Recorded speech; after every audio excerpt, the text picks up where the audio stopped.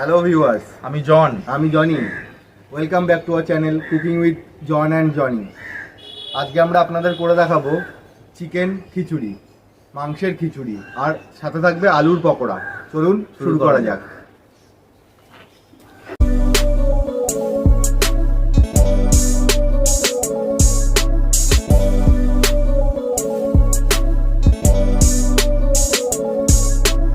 খিচুড়িতে দেওয়ার জন্য একটা ভাজা মশলা রেডি করে নেব। এখানে আছে 2 চামচ ধনে আর 2 চামচ জিরে। শুকনো কড়াইতে এটাকে একটু ভেজে নেব আমরা।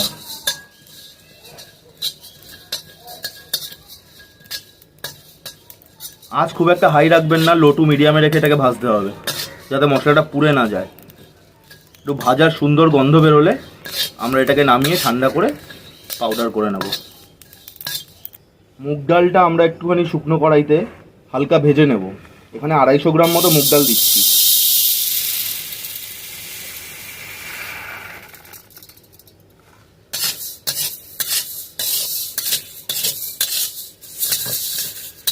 মুগ ডালটা হালকা একটু সুন্দর গন্ধ বেরোনো পর্যন্ত আমাদের একটু ভেজে নিতে হবে। ডালটা দেখুন আমাদের সুন্দর করে ভাজা হয়ে গেছে। এবারে আমরা এটা ধুয়ে নেব।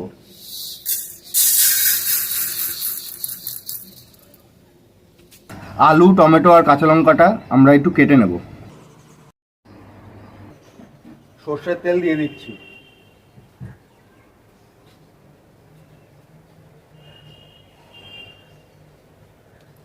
তেলটা ভালো করে গরম করে নিয়ে এর মধ্যে আমরা ফোড়ন দিয়ে দেব।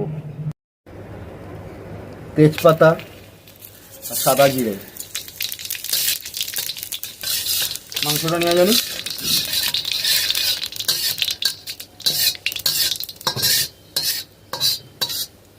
এবারে দিয়ে দিচ্ছি আগের থেকে ধুয়ে রাখা মাংসগুলো আমরা থাই পিস নিয়েছি আর ছোটো ছোটো করে কেটে নিয়েছি।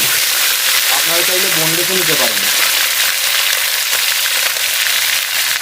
এখানে 500 গ্রামের মতো হাড়সহ মাংস আছে। মাংসটাকে ভালো করে কষিয়ে নেব।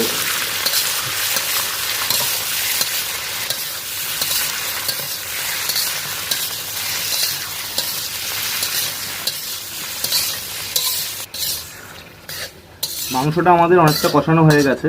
এবারে আমরা দিয়ে দিচ্ছি আদা রসুন বাটা।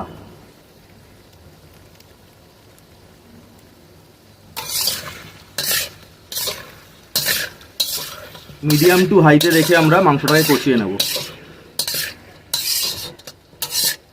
এবারে দিচ্ছি নুন।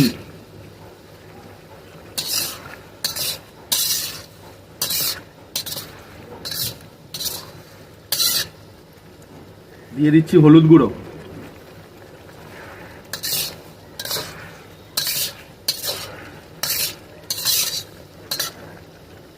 দিয়ে দিচ্ছি লঙ্কা গুঁড়ো আরেক চামচ।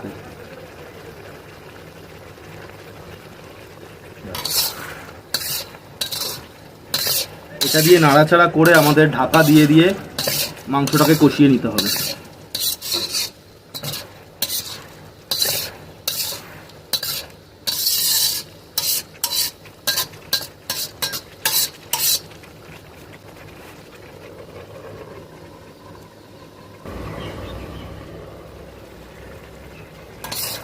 মাংসটা দিয়ে বেশ পরিমাণে জল বেরিয়েছে। এরকমভাবেই আমাদের ঢাকা দিয়ে দিয়ে বারবার করে মাংসটাকে ভালো করে কষিয়ে নিতে হবে। একটা টমেটোকে 4 টুকরো করে নিয়েছি, সেটা এখন দিয়ে দিচ্ছি।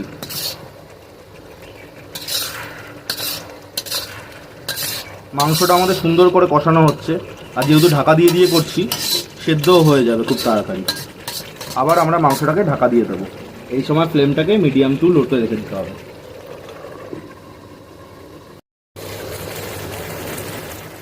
দেখুন বন্ধুরা, মাংসটা আমাদের সুন্দর করে কষানো হয়ে গেছে। এবার আমরা দিয়ে দিচ্ছি আগের থেকে কেটে রাখা আলু।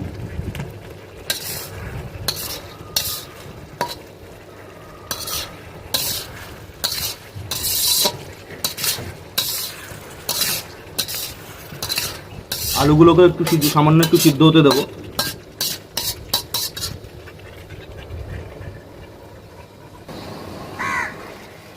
এবারে আমরা মাংসটা আলুটার সাথে কষানো হয়ে গেছে। এবারে দিয়ে দিচ্ছি গোবিন্দভোগ চাল।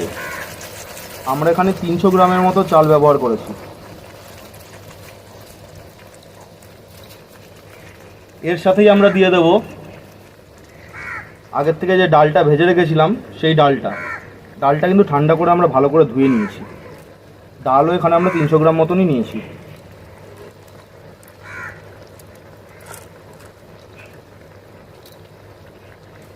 চাল আর ডালটা দিয়ে মাংসের সাথে ভালো করে কষিয়ে নেব।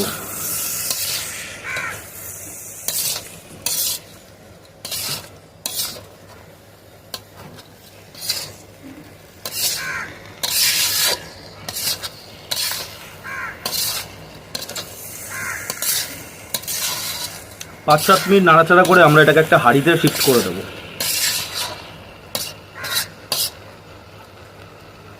হাঁড়িটা বসিয়ে একটু জল দিয়ে নিচ্ছি যাতে চালটা নিচে লেগে না যায়।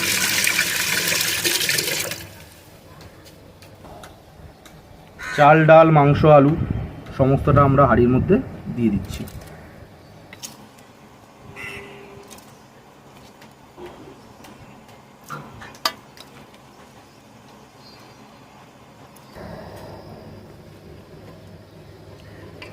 দিয়ে দিচ্ছি 2 চামচ জিরে গুঁড়ো,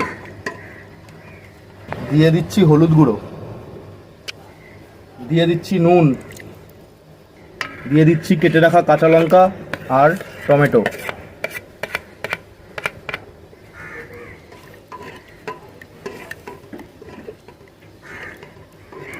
দিয়ে দিচ্ছি পরিমাণ মতো জল।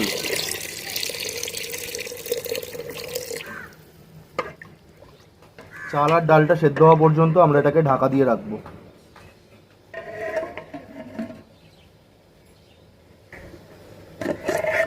খিচুড়িটা দেখুন আমাদের হয়ে এসছে।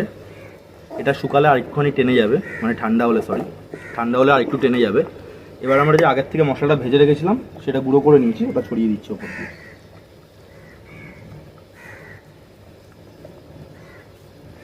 এবার আমরা গ্যাসের ফ্লেমটাকে অফ করে দেবো।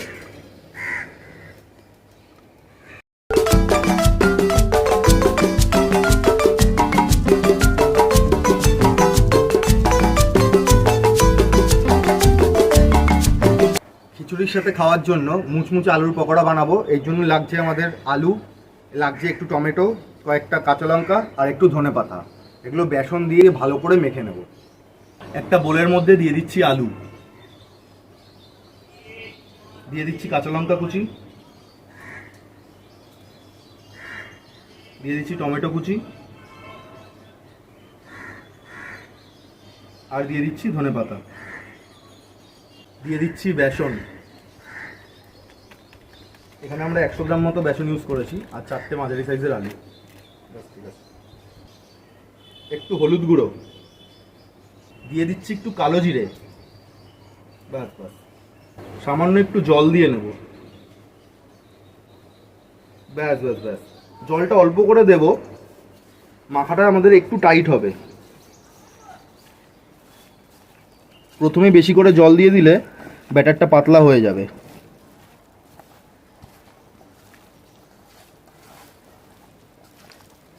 আমাদের আর একটু পরিমাণে জল লাগবে।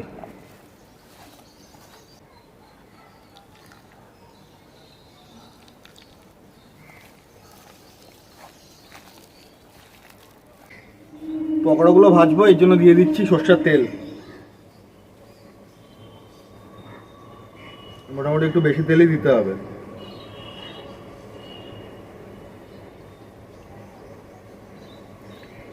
তেলটা গরম হয়ে গেছে, আলুর পকোড়াগুলো তেলের মধ্যে ছেড়ে দিচ্ছি।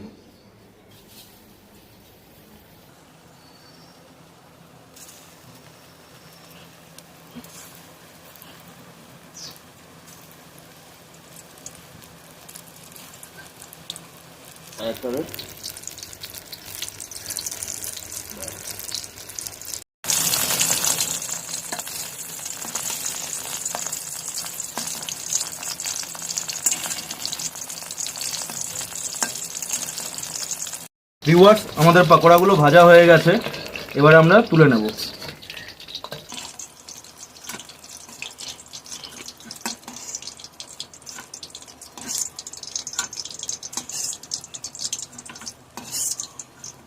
পাকোড়াগুলো আমাদের লাল লাল করে ভাজা হয়ে গেছে, একবার দেখুন।